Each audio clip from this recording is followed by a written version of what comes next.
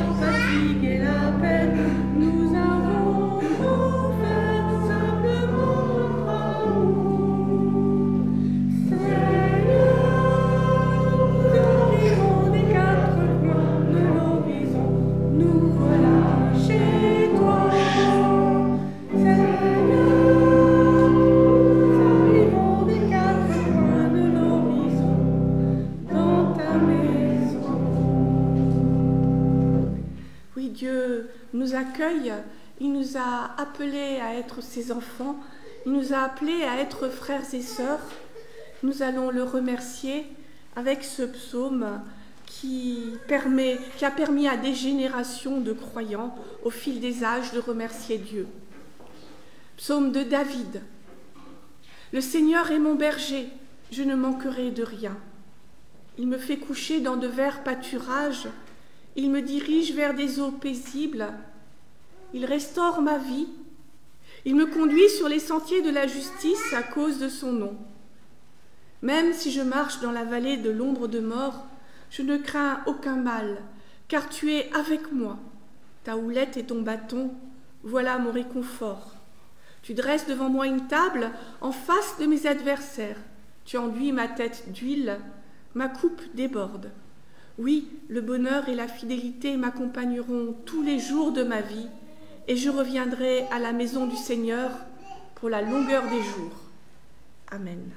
Je vous invite à poursuivre notre louange avec le cantique 271.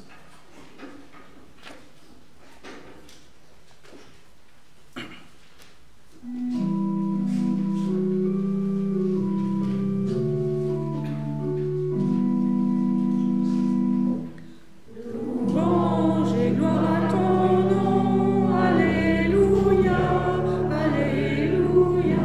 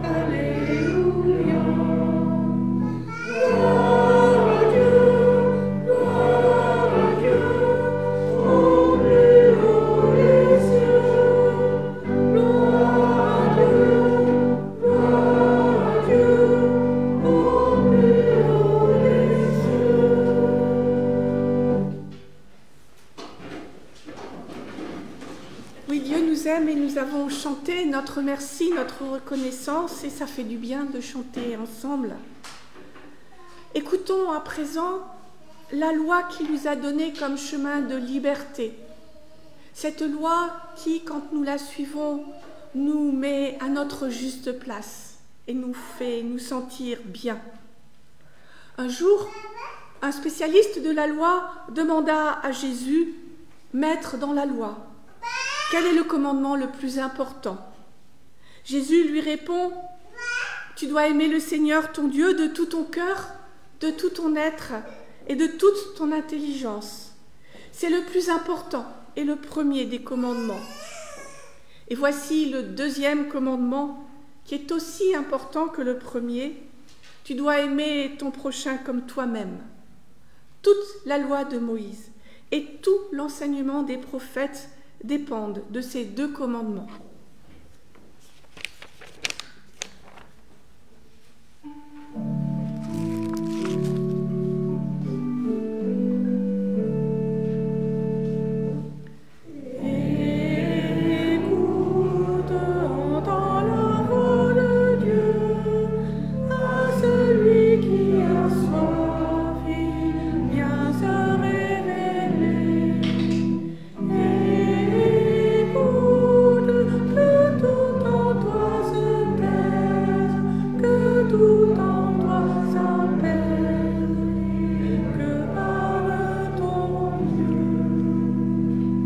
Cette loi, nous la connaissons tous.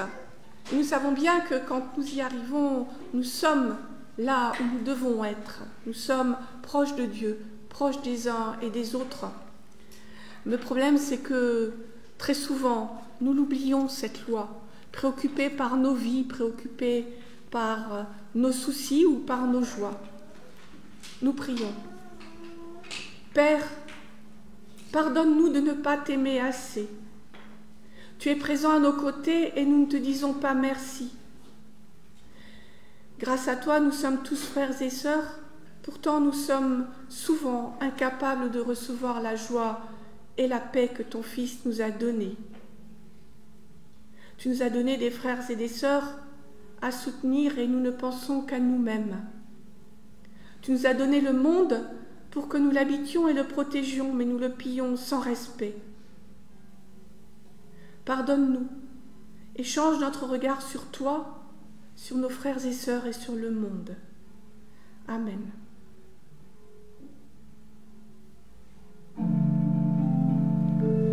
Michel, non. Dieu est patient. Depuis le commencement, nous dit la Bible, il souhaite que l'être humain soit debout devant lui, en relation avec lui. Et depuis le commencement, il pardonne encore et encore aux humains quand ils n'y arrivent pas. Depuis le commencement, il nous parle et nous guide sur son chemin. Depuis le commencement, il pardonne et accueille les humains comme ses enfants. Que Dieu nous mette au cœur l'assurance de ce pardon et qu'il nous donne de marcher ensemble vers son royaume. Amen. Et je vous invite à vous lever pour chanter notre reconnaissance.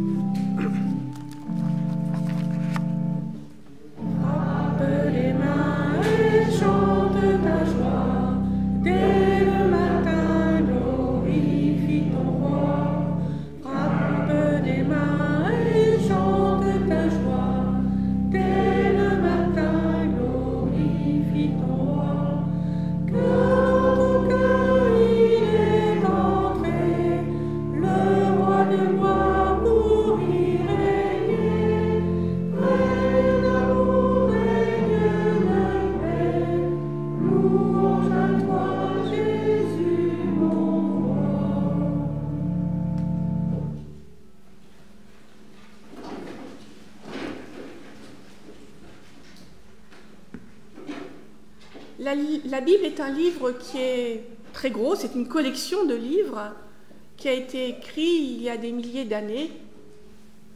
On ne connaît pas de livre aussi gros et aussi ancien. Alors c'est souvent difficile de comprendre ce qui a été écrit parce que les personnes qui ont rédigé ces différents livres, à une époque où écrire était compliqué, voulaient nous témoigner de ce que Dieu représentait pour eux, mais ils l'ont fait avec leurs mots, dans leur culture, qui n'est plus la nôtre. Alors nous avons besoin de l'aide de Dieu pour comprendre, pour que ces textes anciens nous parlent et nous permettent de recevoir l'amour de Dieu. C'est pourquoi nous prions. Esprit de lumière et de vérité, éclaire pour nous la parole que nous allons entendre. Conduis-nous dans la vérité. Esprit de sainteté, prends place en nos pensées et nos cœurs. Rends-nous attentifs à ta volonté. Esprit d'amour, de joie et de paix, brille en nous comme une flamme que rien ne puisse éteindre. Amen. Avec les enfants de l'école biblique, à qui on raconte l'histoire parce qu'elle se situe sur plusieurs chapitres, et avec Titane, le petit âne qui les accompagne, et donc qui découvre les ânes dans la Bible, nous lisons au chapitre 22 du livre des Nombres, les 35 premiers versets. Les Israélites repartent. Ils campent dans la plaine de Moab, à l'est de Jourdain, en face de Jéricho. À cette époque, Balak, fils de Sippor, est roi de Moab. Il apprend ce que les Israélites ont fait aux Amorites. Le roi et tout son peuple se mettent à trembler de peur en voyant arriver tant d'Israélites. Alors les Moabites disent aux notables de Madian, « Ces gens si nombreux vont bientôt tout détruire autour de nous, comme des bœufs qui mangent l'herbe des champs. » Le roi envoie donc des messagers à Balaam, fils de Béor. Celui-ci habite Pétor sur le fleuve Euphrate, dans le pays des Amavites. Le roi de Moab envoie ce message.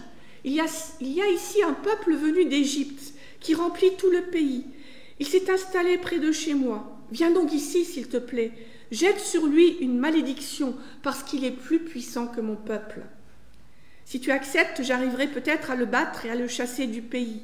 En effet, je le sais, celui que tu bénis est vraiment béni, celui que tu maudis est vraiment maudit.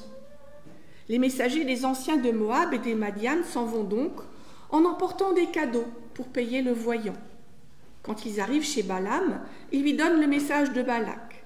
Balaam leur dit « Passez la nuit ici. Demain, je vous donnerai la réponse selon ce que le Seigneur me dira. » Les chefs de Moab restent donc chez Balaam. Alors Dieu vient demander à Balaam « Qui sont ces gens que tu reçois chez toi ?» Balaam répond « Balak, fils de Sippor et roi de Moab, a envoyé ces hommes me dire « Le peuple qui a quitté l'Égypte remplit tout le pays. Viens donc ici, s'il te plaît, et jette sur lui une malédiction. Si tu acceptes, j'arriverai peut-être à le battre et à le chasser. » Dieu dit à Balaam, « Non, tu n'iras pas avec eux, tu ne maudiras pas le peuple d'Israël, parce que je les bénis. » Le matin suivant, dès que Balaam est debout, il dit aux notables envoyés par Balak, « Retournez dans votre pays, le Seigneur m'interdit de partir avec vous. » Les notables de Moab reviennent dire à Balak, « Balaam n'a pas voulu venir avec nous. » Mais Balak envoie encore d'autres chefs plus nombreux et plus importants que les premiers. Ils vont rapporter à Balaam cette demande de Balak. « Moi, Balak, fils de Sippor, je t'en prie, ne refuse pas de venir chez moi. Je te couvrirai d'honneur et je ferai tout ce que tu me diras. Viens donc et jette une malédiction sur ce peuple. » Mais Balaam répond aux envoyés de Balak, « Même si Balak me donne tout l'argent et tout l'or qui remplissent sa maison, je ne peux pas faire une chose, petite ou grande, contre l'ordre du Seigneur mon Dieu. Pourtant, restez ici cette nuit, vous aussi. Alors je connaîtrai ce que le Seigneur veut encore me faire savoir. » Pendant la nuit, Dieu vient dire à Balaam, « Si ces hommes sont venus t'appeler, pars avec eux, mais tu feras seulement ce que je te montrerai. » Le matin suivant, Balaam se lève, il prépare son ânesse et il part avec les chefs de Moab. Quand Dieu voit Balaam partir, il se met en colère. Balaam avance sur la route, monté sur son ânesse. 2 serviteurs sont avec lui. Alors un ange du Seigneur se place sur la route pour l'empêcher de passer. L'ânesse voit l'ange debout au milieu de la route. Il tient une épée à la main. L'ânesse quitte la route et elle passe à travers champs. Balaam se met à la frapper pour la ramener sur la route. L'ange va se placer plus loin, sur un chemin étroit qui traverse des vignes entre deux murs. L'ânesse voit l'ange du Seigneur, elle se serre contre le mur et ainsi elle blesse le pied de Balaam. Celui-ci la frappe de nouveau. L'ange du Seigneur les dépasse encore une fois. Il va se placer dans un passage très étroit. Là, on ne peut passer ni à sa droite ni à sa gauche. Quand l'ânesse voit l'ange, elle se couche sous Balaam. Celui-ci se met en colère et les coups de bâton pleuvent. Alors, le Seigneur fait parler l'ânesse et elle dit à son maître « Qu'est-ce que je t'ai fait pour que tu me frappes 3 fois ?» Balaam lui répond « Tu te moques de moi. Si j'avais une épée à la main, je te tuerais tout de suite. » L'ânesse lui dit « Est-ce que je ne suis pas ton ânesse ? C'est moi que tu montes depuis toujours. Est-ce que j'ai l'habitude d'agir ainsi avec toi ?»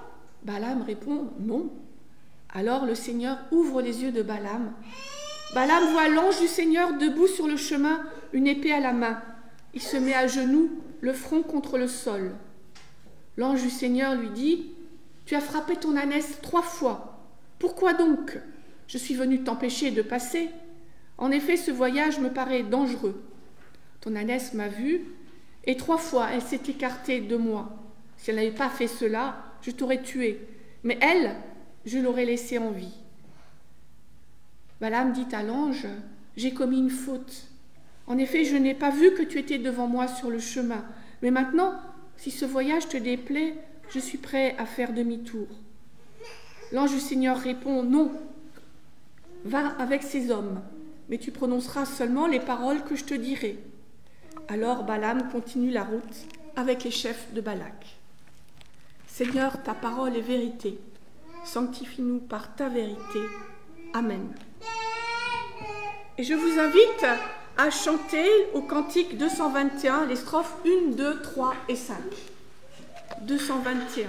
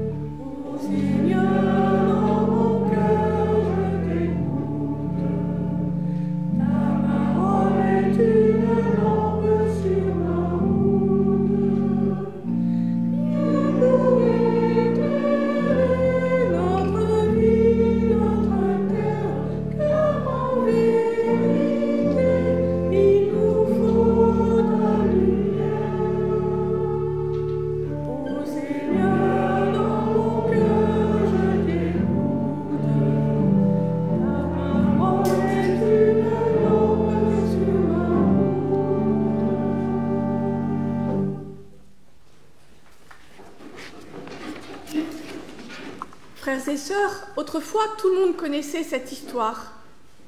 Mais aujourd'hui, nos cultes accueillent des personnes de tous horizons, dont beaucoup n'ont pas été à l'école biblique. C'est en effet une histoire pour l'école biblique, n'est-ce pas? C'est un joli conte. Les animaux qui parlent, ce sont des histoires d'enfants, n'est-ce pas? Pourtant, ce passage biblique est très important à l'époque de Jésus.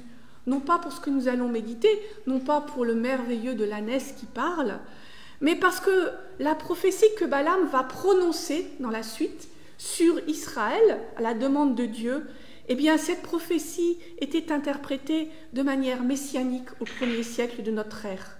Et pour nous, le Messie, c'est Jésus. Donc finalement, le texte est important pour nous aussi, comme il l'a été pour les évangélistes. Notre récit se situe au temps de l'Exode. Le peuple d'Israël est en marche vers la terre promise et rencontre beaucoup d'obstacles. En particulier, lorsque Moïse demande au roi des Amorites l'autorisation de traverser son pays, celui-ci refuse et part en guerre contre les Israélites et Dieu donne la victoire à son peuple. Voilà le contexte. On comprend donc Barak, roi de Moab, qui ne veut ni céder au peuple d'Israël et les voir appauvrir son pays, ni se faire battre par eux. Il envoie donc un message à Balaam pour que ce dernier maudisse les Israélites.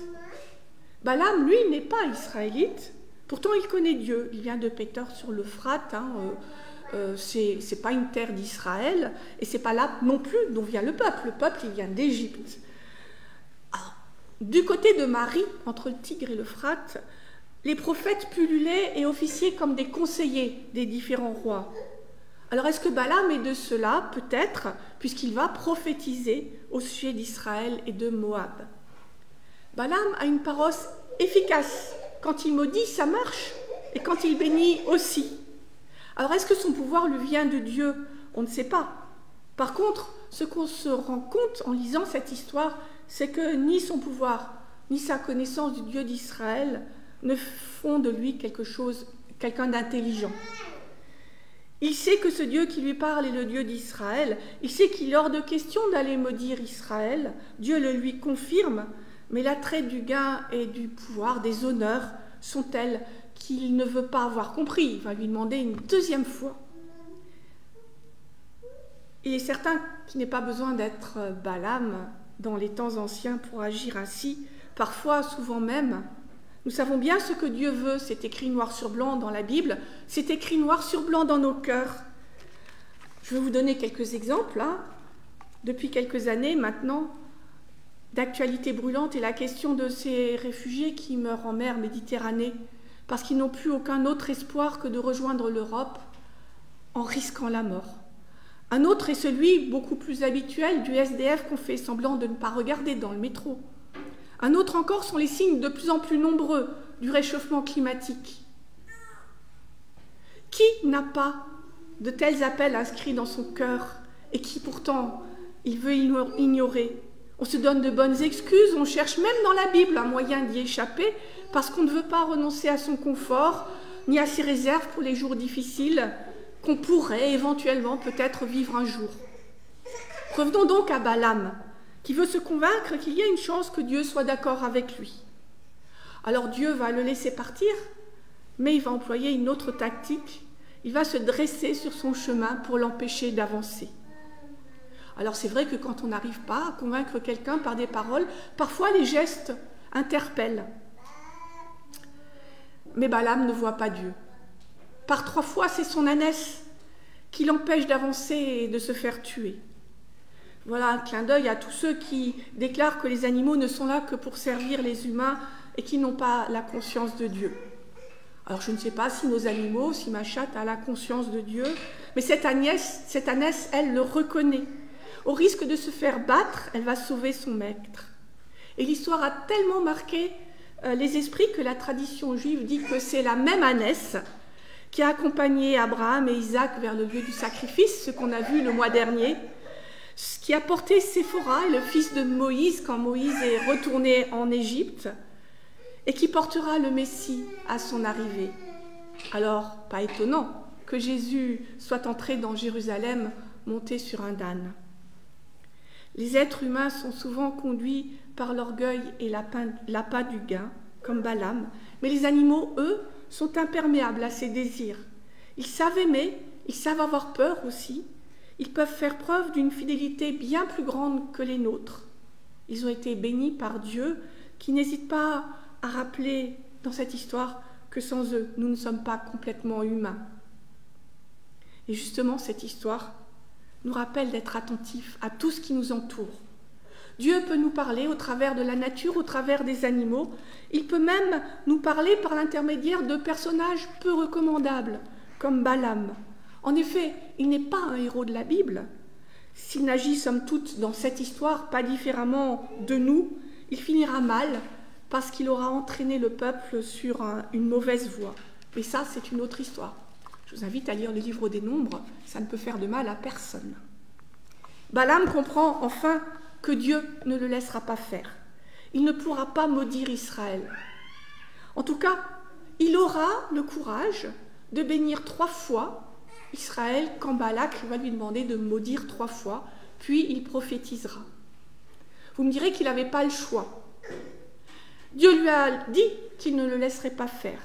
Et c'est vrai, mais en réalité, le choix existe toujours, y compris pour Balaam. Il est inhérent à la promesse de Dieu, ce choix.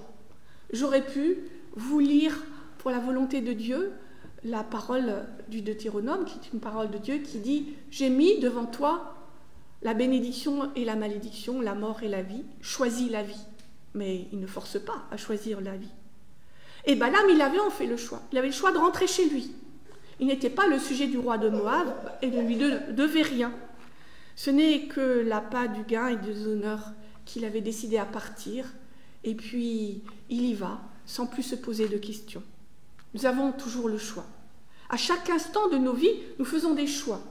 Certains sont anodins, n'ont absolument aucune conséquence pour nos vies, de foi, ni d'ailleurs pour nos vies tout court. Est-ce que je vais prendre du thé ou du café? Est-ce que je vais me promener en forêt ou lire un livre? Certains sont plus importants. Est-ce que je vais me marier? Quel métier je vais vouloir exercer? Et même, pour qui vais-je voter? Mais la plupart de nos choix sont réversibles, n'ont pas de conséquences irrémédiables pour nos vies de foi, même si, parfois, ils nous engagent dans des impasses. Le Seigneur a promis son amour et sa grâce si nous marchons sur son chemin, mais il ne nous force pas. Il met à chaque instant devant nous la mort et la vie, et nous demande de choisir la vie, mais à chaque instant, notre choix nous appartient. Si nous avons tourné le dos à la vie, nous pouvons nous retourner, revenir vers la vie. C'est ça le sens premier du mot hébreu qui signifie conversion. En effet, la première bonne nouvelle de ce matin, c'est celle de Balaam. Bien sûr que dans un premier temps, il ne songe qu'à lui-même, à son profit, à son confort. Mais son ânesse, il a fini par l'écouter et elle lui a fait comprendre que le chemin que Dieu veut pour lui, c'est d'y aller pour la vie et pas pour la mort, pour la bénédiction et pas pour la malédiction. Et Balaam accepte de renoncer à son gain et à la gloire en bénissant le peuple par 3 fois. Et pourtant, il n'est ni un héros, je l'ai dit, ni même un homme honorable. Ne sommes-nous pas un peu comme ce prophète des temps anciens? Qu'est-ce qui nous empêche souvent de voir Dieu qui se dresse sur nos chemins lorsqu'ils sont mauvais? Parfois, c'est l'appât du gain et la recherche des honneurs, comme Balaam, mais le plus souvent, ce sont nos peurs. Mais nos peurs, ce sont des mirages. Nous avons peur de celui que nous ne connaissons pas. Si nous ne connaissons pas, pourquoi avons-nous peur? Nous avons peur de manquer. Nous avons peur de perdre nos richesses. Et ces peurs nous cachent le bon chemin. Elles nous cachent l'ange qui se tient devant nous, qui désigne le seul vrai danger, qui est celui de l'autodestruction. Chaque fois que nous refusons de voir l'ange qui se dresse sur le mauvais chemin pour nous empêcher d'avancer, notre humanité meurt un peu. Chaque geste de solidarité refusé, chaque action conduisant à la destruction d'une partie de la création qui nous fait vivre sont autant de petites morts. Et nous le savons bien dans nos têtes. Mais la seconde et la seule finalement vraie bonne nouvelle de cette histoire, qui, vous le voyez, n'a plus rien d'un joli conte, tient à l'action de Dieu. Il fait avec nous, il fait avec qui nous sommes, il fait avec nos manquements, avec notre aveuglement volontaire. Il nous parle clairement, et s'il nous laisse le choix de nos vies et de nos morts, il ne se décourage pas de nos refus de l'écouter. Il cherche toujours d'autres moyens de nous convaincre de choisir la vie avec lui. dans une création enfin réconciliée. Amen.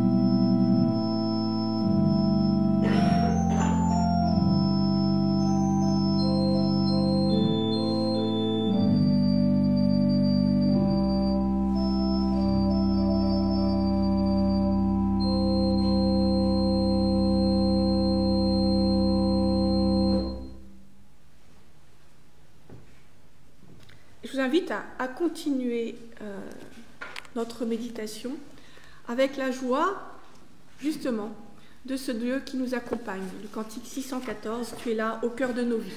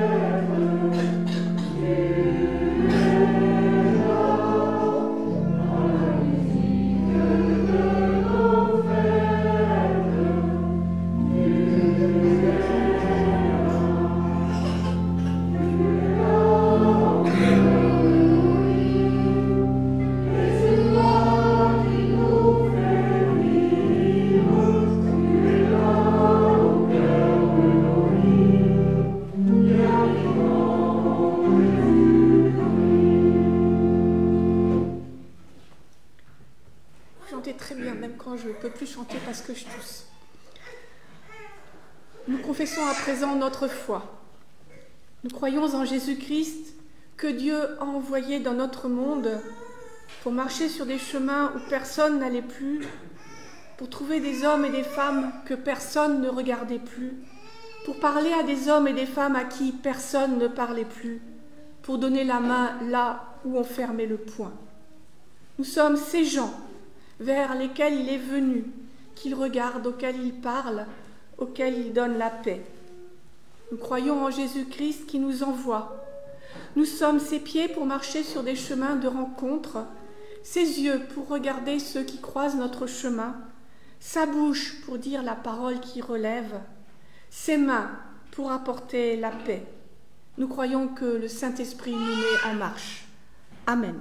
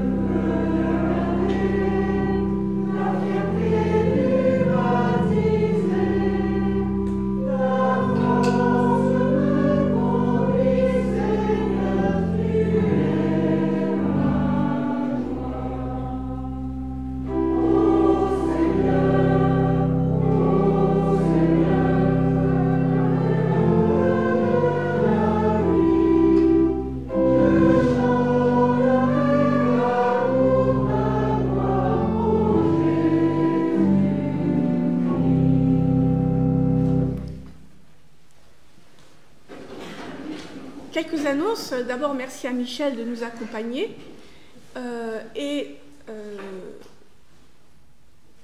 Pour la semaine, nous avons jeudi à 20h30 notre groupe La Bible mode d'emploi. Et samedi, il y a ici même à 17h une conférence à deux voix. Pierre Zedvog et Alban Choutet pas moi, mais vous parler de la manière dont on concevait, dont on a conçu l'islam au temps de la Réforme. C'est une conférence qui sera en 2 ou 3 parties. Alors je dis pas moi, parce que à partir de vendredi soir, Laure et moi serons au synode régional, synode qui va discuter de la mission de l'Église, donc c'est l'étape supplémentaire après nos réflexions de paroisse. Donc je ne pourrai pas évidemment être avec vous pour cette conférence. Dimanche prochain, c'est Martine Durin qui préside le culte, puisque je suis toujours au synode. Et n'oubliez pas, le 26, le 26, à 19h30, nous avons le repas de Marc sur inscription. Marc, notre entraide, a besoin de notre contribution pour pouvoir aider les autres. Et ce repas, c'est la principale source de revenus pour l'association. Vous avez normalement tous reçu une invitation. Si vous ne l'aviez pas reçue, dites-le nous.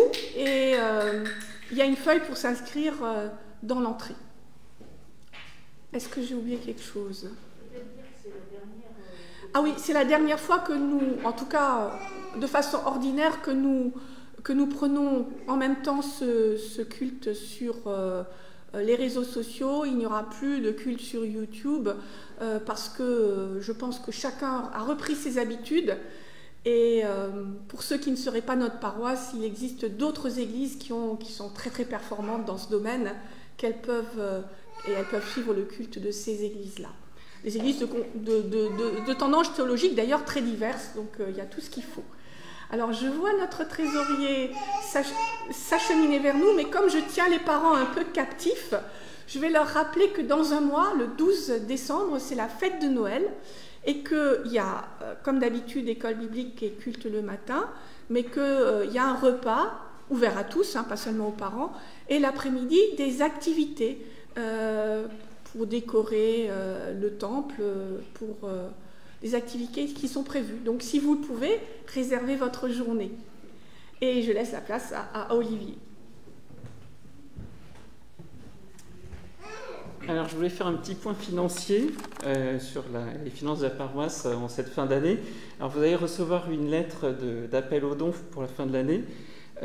Dans cette lettre, on indique qu'il reste 26 000 € de dons à obtenir d'ici la fin de l'année pour boucler notre budget. Donc pour ceux qui le peuvent, pensez-y.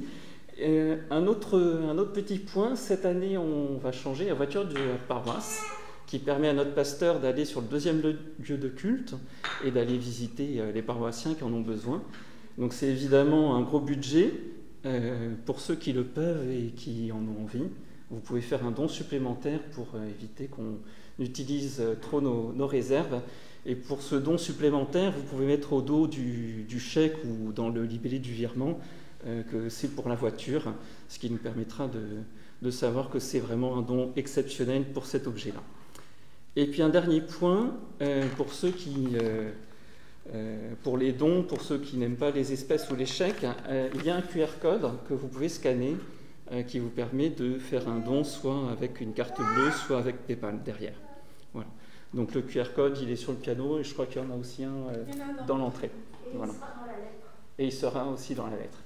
Voilà. Et dans la lettre, vous aurez aussi le RIB pour faire un virement. Voilà. Merci. Merci. Eh bien, justement, c'est le temps de l'offrande. Et c'est avec reconnaissance que nous donnons ce que nous pouvons, avec joie.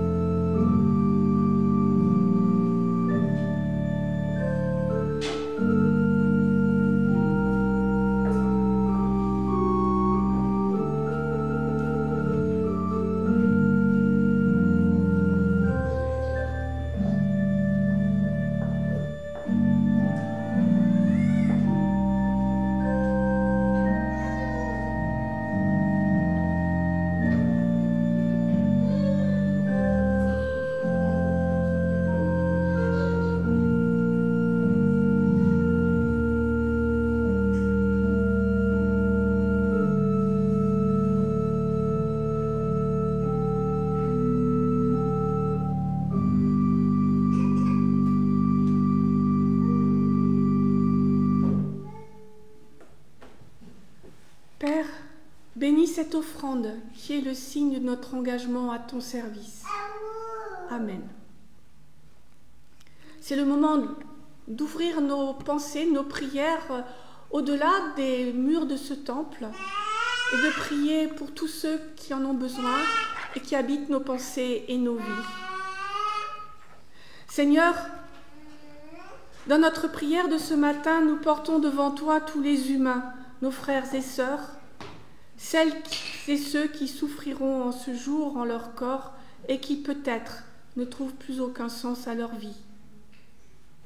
Ne nous laisse pas les oublier. Nous te prions pour l'ensemble de ta création menacée par les humains, pour les animaux que tu as bénis, les plantes que tu as trouvées bonnes, l'eau que tu nous as donnée comme source de vie. Nous te prions pour tous ceux qui souffrent dès aujourd'hui des changements climatiques. Donne-nous de savoir accueillir la progression de ces changements, arrêter la progression de ces changements.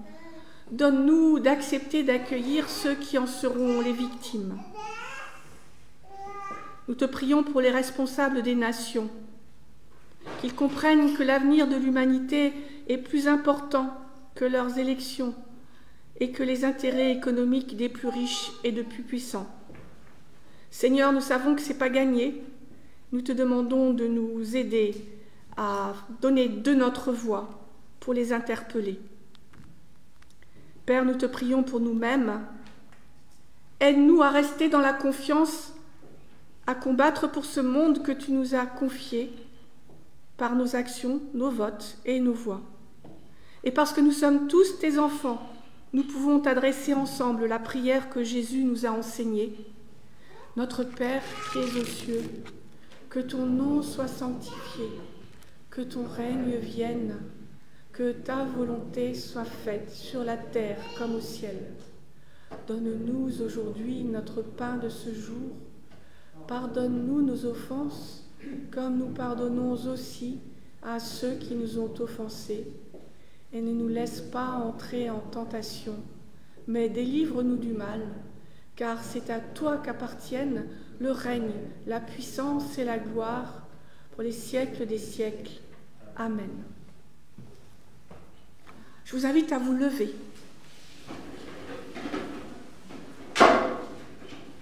Heureux sommes-nous tous qui avons en Dieu qui se place encore et encore sur nos chemins lorsque ce sont des chemins de mort et qui nous désigne le chemin de la vie.